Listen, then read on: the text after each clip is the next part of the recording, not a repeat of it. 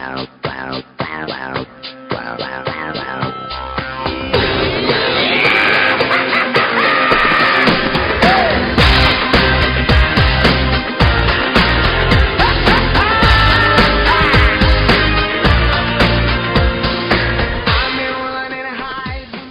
to Cre8 Corporate. So we're here today with Terry Budge, who is the Chancellor of Murdoch University.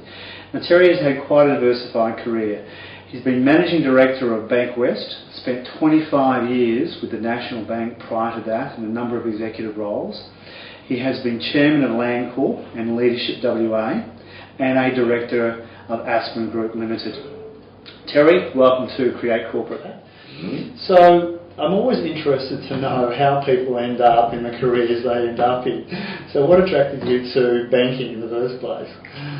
Yeah, well, that's an interesting one. I don't know. I think you start in a situation where you are, which is probably completely different to certainly where you end up. I know exactly what you're talking about. Like when I left school, I think I was like most people and I had no idea what I wanted to do. Yeah.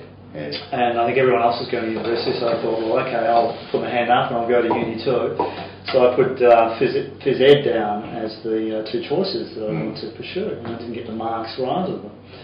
And a cousin of mine was doing real estate valuation for the city of Perth as a valuer. And so I thought, I'll put down as third choice. So that's what I ended up with. Ended up starting the course, and then that basically set me on a career path for most of my life. So was that sort of similar with you? Yeah, I come from a country town in Victoria, a place called Morwell. Yes, which is the centre of power, if you like, electricity. Yes, that's type right. Power. Yeah. And brown coal. My parents were, my father was with a family of butchers or meat producers. Yes. So a series of shops and abattoirs and things like that. My mother came from a dairy farming background. Yeah. So I went to Morwell High School, and surprise, I ended up doing quite well in my year 12. I think it surprised everybody. Right. It sounds like you too. Yeah. So I was actually offered a job as a clerk at the Morwell City Council or Shire Council. Right. But because I scored a couple of first class honours in year 12 or matriculation, then I was offered a Commonwealth scholarship and a place at university. Right. So I thought, well, that seems a pretty good option. Yep. I think I'll have a crack at the university. So I was very fortunate enough to go to Monash University in the late 60s. And okay. So we've got a flower power thing going on. Flower power and protest movement. Yes. And because it was right at the finish of the Vietnam War issues. Yes.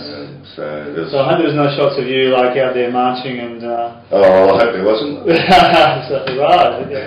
But those sort of periods had a big influence on you. Yeah. And because there was a major issue going on. It was a time of significant change, particularly with the youth movement, and time for change in government too, because it was sort of at the end of the Liberal coalition period for since the early 50s or late 40s. Yeah, so that's what I almost said, 25-year run. The longest period in Australian history. So Labor got in. But anyway, I got an economics degree from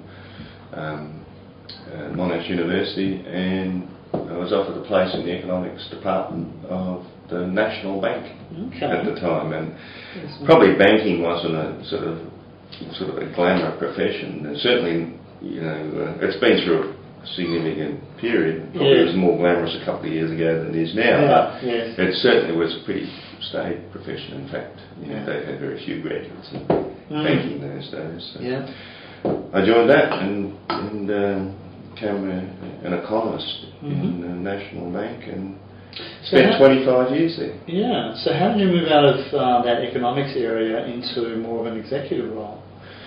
It happens over a period of years, I think, and I did a lot of sort of like research type functions you do in economics, but you gradually build up into management positions, because if you want to get up the scales in the bank, I mean, you have to get into management. And I did a various number of jobs, including did a government relations job for the bank during the mid '80s when the foreign banks were coming in, banks were being deregulated, and dollar was being deregulated, so I was spending a lot of time in Canberra.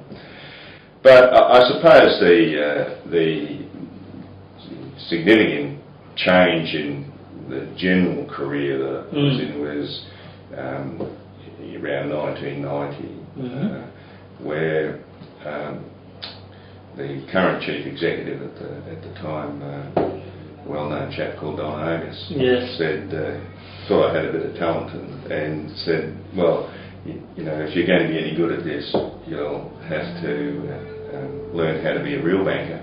Yes. And he came from Queensland, and he thought that real bankers only came from Queensland. So he sent me up to be state manager of the National Australia Bank for Queensland. Okay. Which was a significant. Yes.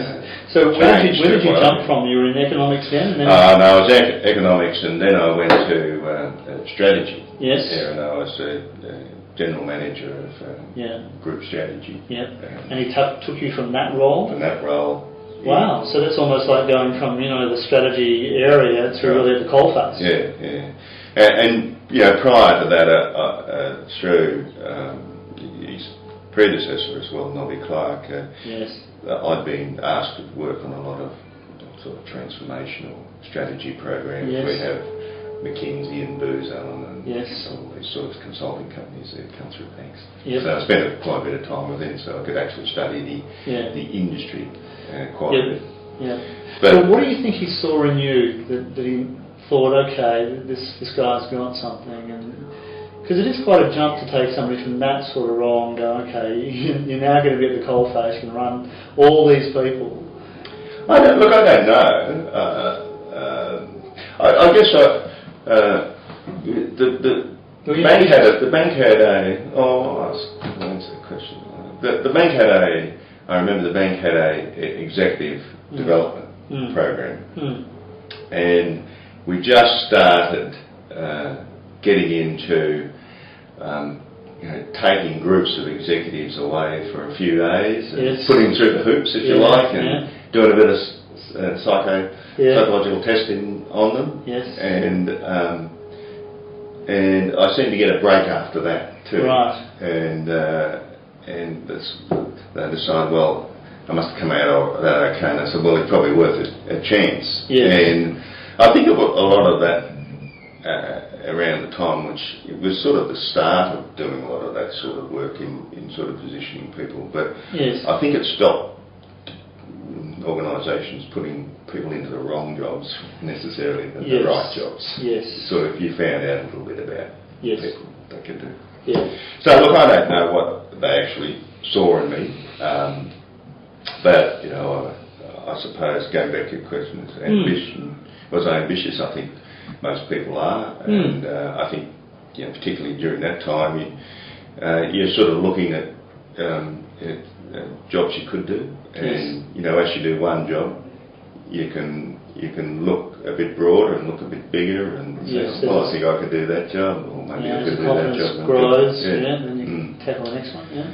So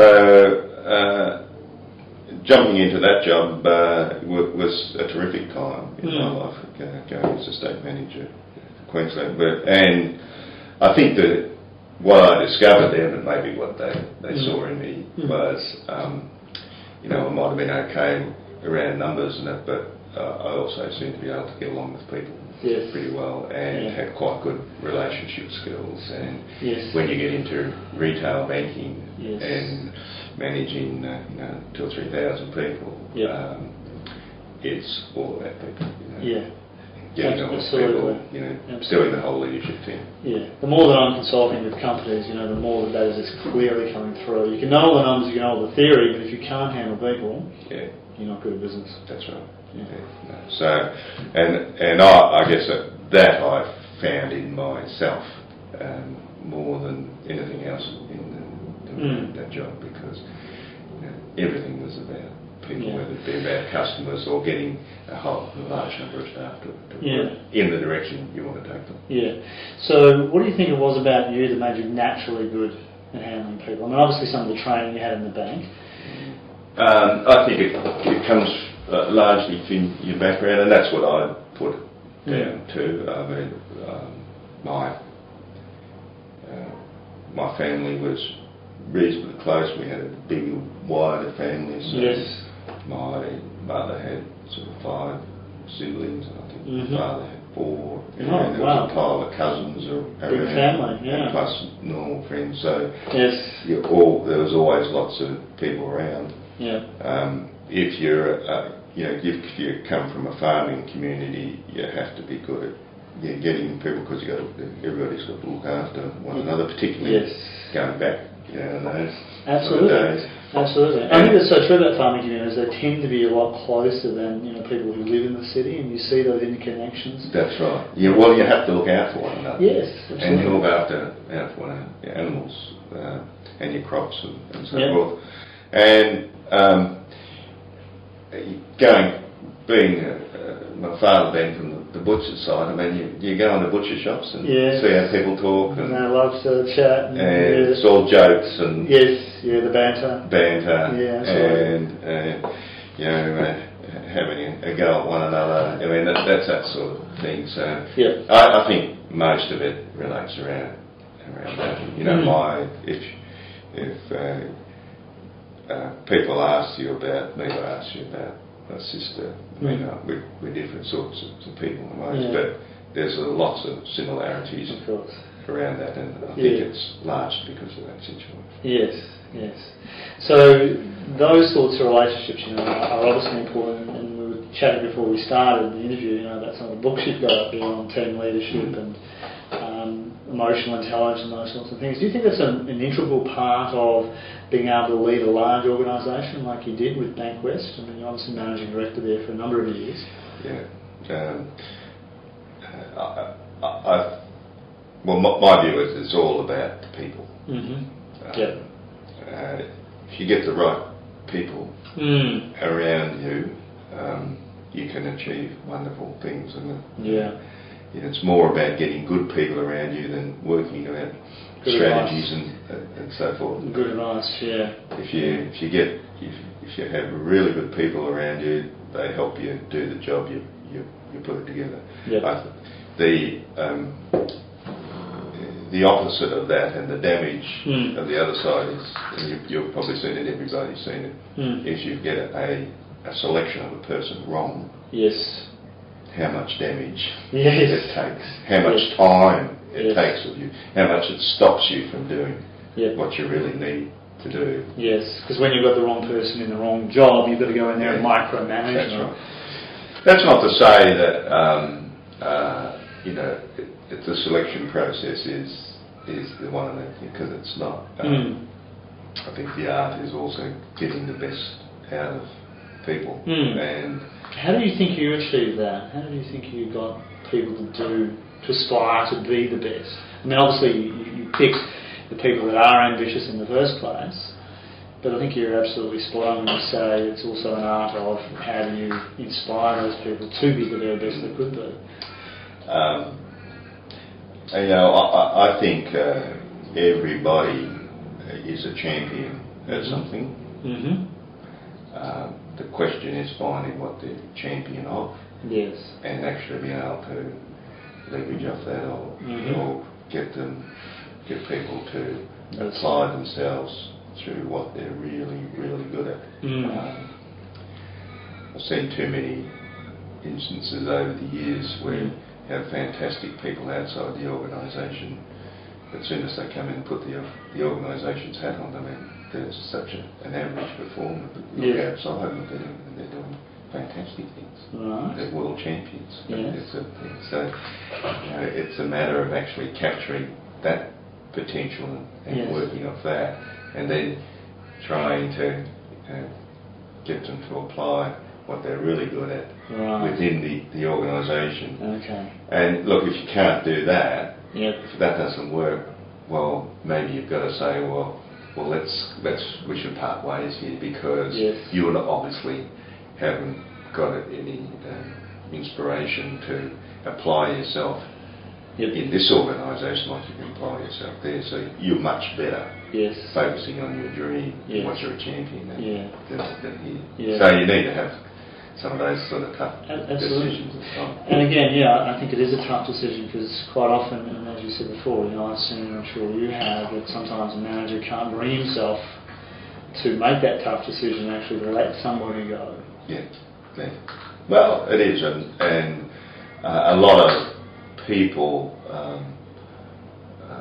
for one reason or the other, are too afraid to make the jump as well. Because where they are might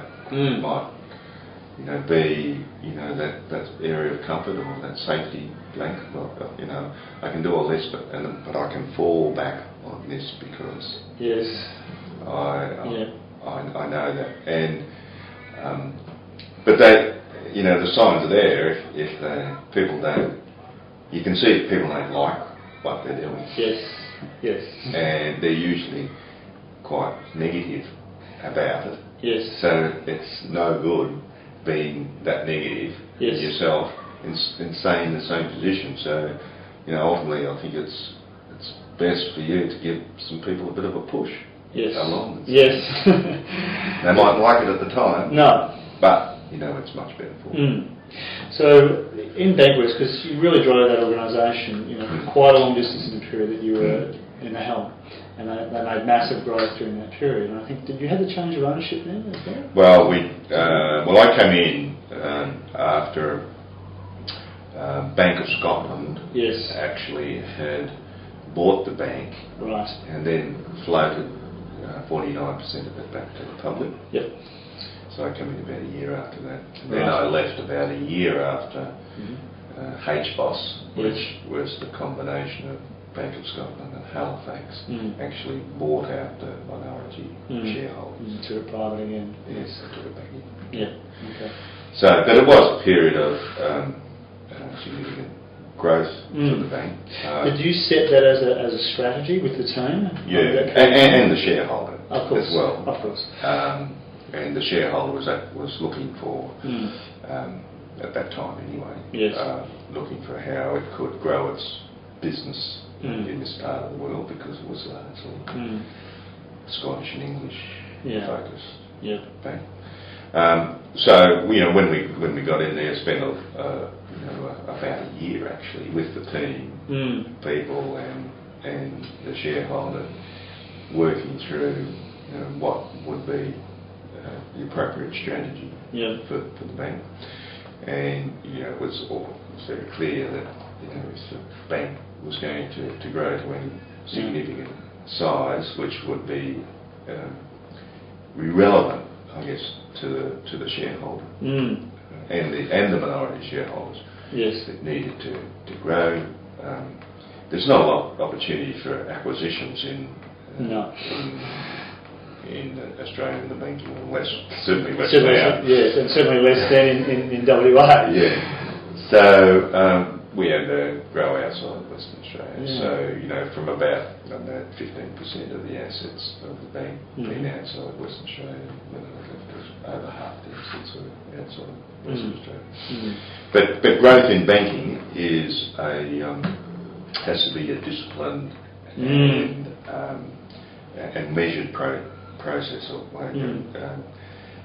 The thing about banks is they never like to give up good customers, but they'll quite happily give up the less than good customers. So you have to be very careful when you're acquiring new customers. So, and that's what we endeavoured to do. So that was obviously part of the strategy in terms of expansion. So when I went into the bank, I needed to have the strategy right, which was a growth strategy around maintaining a strong Western Australian base and growing interstate. Wasn't interested in growing offshore at all. Also, I felt if the bank was going to succeed, it'd be no good doing it on price because Yes. you just didn't have the balance sheet to do that, and would you get the right customers anyway? So it had to be much more about relationships and finding business through referrals. So I wanted to have a very people-focused organisation, cared a lot about customers and service. Yes. And to do that, you have to have an organisation that cares about the people. Yes. If the organisation doesn't care about the people, won't care about customers. Yes. So we did a lot of work around that, making sure that we had strong values in the organisation, which was largely about ethics and service.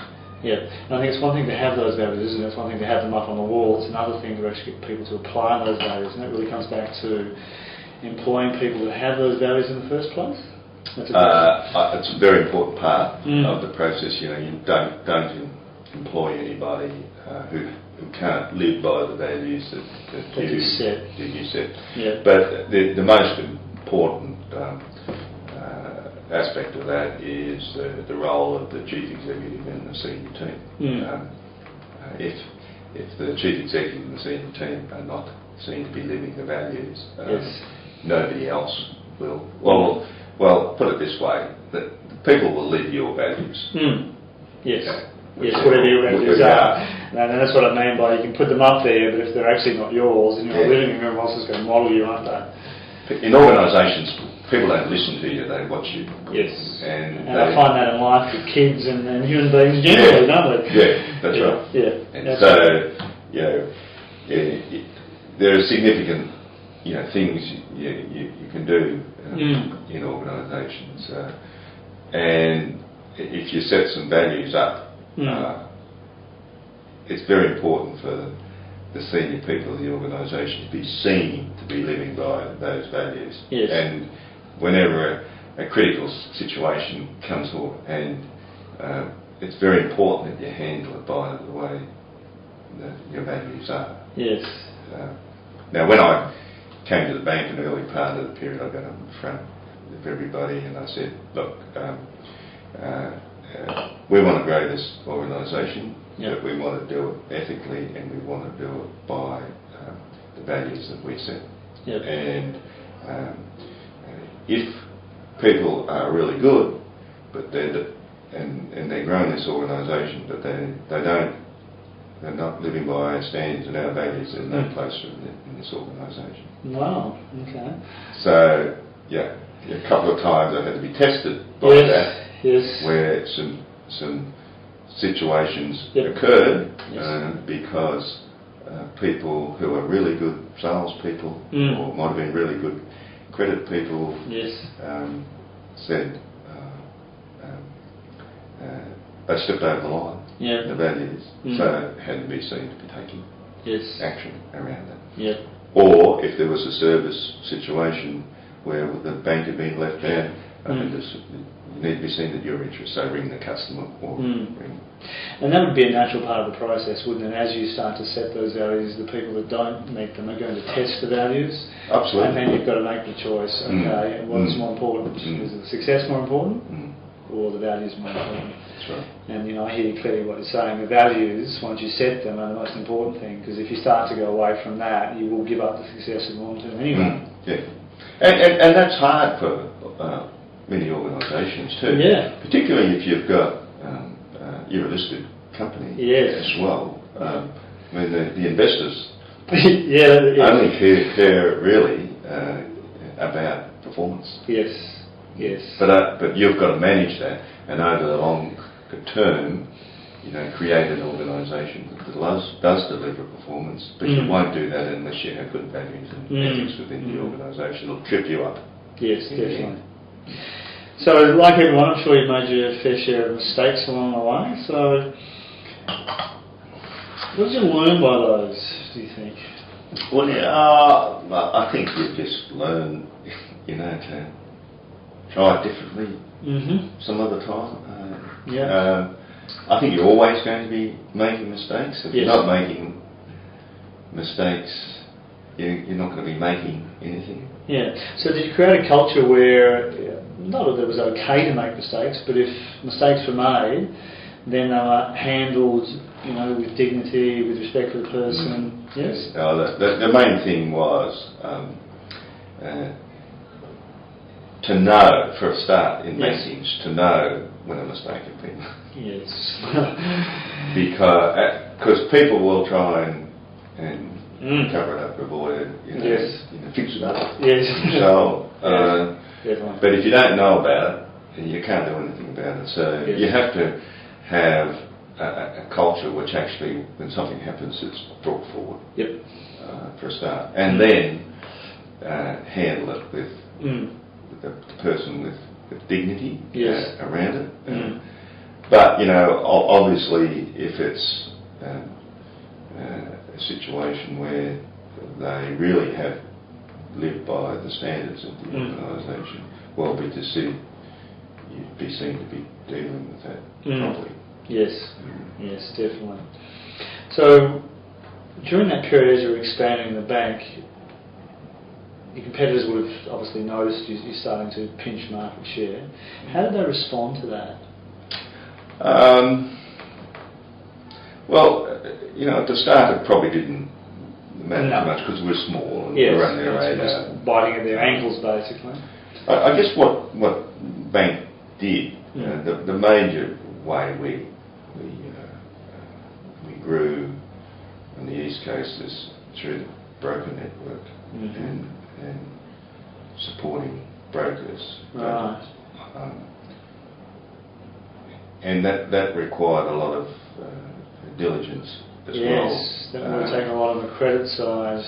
Credit side, but also again your standard side, your ethics side, and we always have people watching out for inappropriate behaviour. Yes.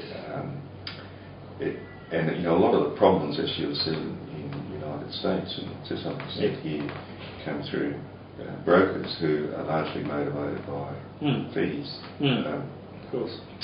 And there's good ones in the industry. Most of them are very good ones and operate very well. But there's other people who don't. So you have to be constantly watching for that. So, but going back to the point, we were a very major player early in the piece using brokers, and we were probably ignored for a start.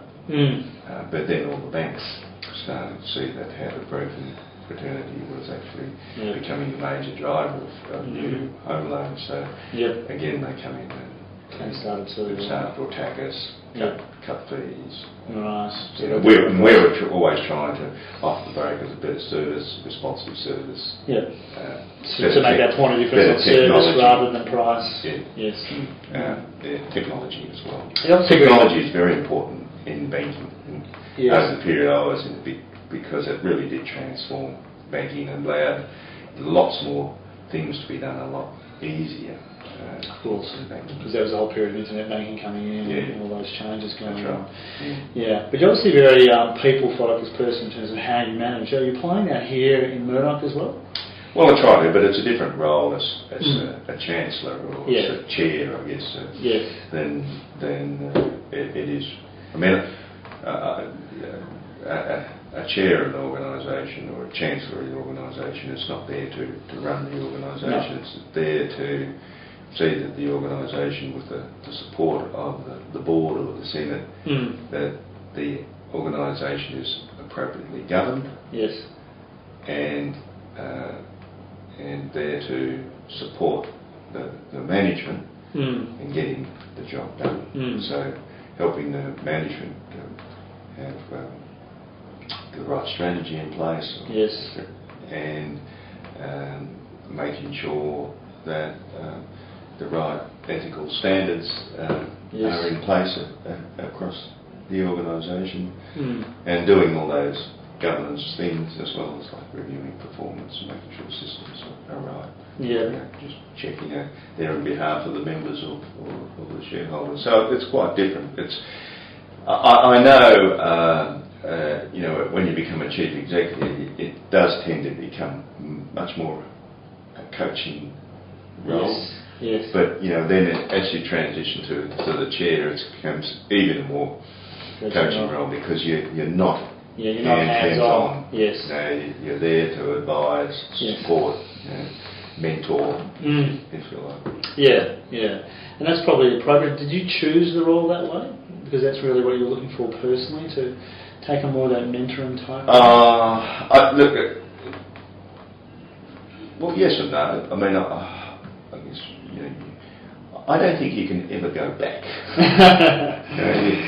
You'll disappoint yourself. Yes. You can only ever go forward in what you do. So you need to look for other challenges. Now, after being chief executive of a large company, there was in Western Australia, there was no other chief executive positions available. Here I could have gone back, but actually we enjoyed living here quite a lot. I mean, they call it in the executive world, they call Perth the executive black hole because people come here and disappear out of organisations. It's a bit unkind, isn't it? Exactly, because it is Perth's a very nice place, a very easy place to live, and there's good relationships here that built up. And if your relationship's not a person, you feel quite good here. So now I decided to go down the executive route and then do a mixture of things that were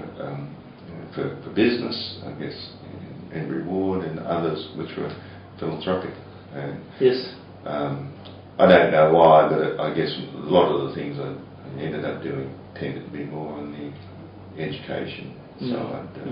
During the university, spent a lot of time with the Australian Institute of Company Directors, which is largely about director education standards. Still have involved with it. And also leadership, which is putting people through an experiential program. But I think the most important thing that the board, the chair, can do is get the right CEO and senior team in place. Yes, I hear you loudly on that. That's obviously been very much a theme of your career, is being able to choose those people, get that team together, and then send it off in the right direction. You know how difficult it is when you got the wrong one. Yes. Fortunately, most of the organisations dealing with now have got very good leadership. Particularly here at the university. When you made that change in BankWest and you were setting that strategy within that year, did you find that you had to let some people go in terms of getting that executive team right? Yep. So you really set your mind on, let's get the team right first, then the strategy will come out of the team. Well, it was a combination of both. When we're thinking about the strategy, then you had to get the right team. So you had to progress at the same time. And the right team was about the right skills and the right attitude. So I know it's probably a difficult question to ask somebody. I've asked obviously quite a few people because I've done these interviews lots of times. But if you had to give advice to someone who was either going into a new business or taking on a new business or starting a new business, what do you think the most essential things they should really look to in terms of creating that business? Well, I think it's about knowing what you're good at and what you're really good at. I remember reading a Harvard Business Review article a few years ago, and I've often used a sort of a line with people because I think it's a good one that says that you answer the question, I'll get somebody else to answer the question. It's like Brett is really good when he is doing what? And it mightn't be being an accountant or something like that. It might be that when he's out with people doing interviews or something. It's fantastic. It mightn't be running a business. But that says, well, can we make a business about doing interviews? Because Brett is really terrific at doing that. And get the other people with the right skills around you to make that a successful business. So that would be for you the ultimate thing that you'd be focusing on. Do what you're naturally good at. Because if you're naturally good at something, you will get even better at it. We often you know, the focus in a lot of organisations is, you know, the once a year sort of review of performance and sort of sit down and say, now, what have you done well? Oh, good, tick, tick, tick. Yes. And what are you not doing so well? Well, not doing that so well. I'm not doing. Well, I think we better focus on those. Yes. And you say, well, why? You're probably never going to be any good at doing those sorts of things. Or it's going to take a lot more work to turn those things around. And you're really creating value for this organisation when you're doing the things you're really good at. So we'll support you here, or get somebody else to do that, so you can do this. So you're focusing on that. And that's, you know, I hear you with that, because that's probably the essential skill when you're really looking for people, isn't it? To recognise what people are actually good at in the first place, and then match that with the role that you're trying to fill. Find what people that champion it. Yes. Find what they do really well. Bring out the best of them in the direction of the organisation. Or what the organisation is. Look, that's been absolutely fascinating. So I'm really pleased that you were able to share all that with us, and I know that everyone that's listening is also fascinated, because you know, people that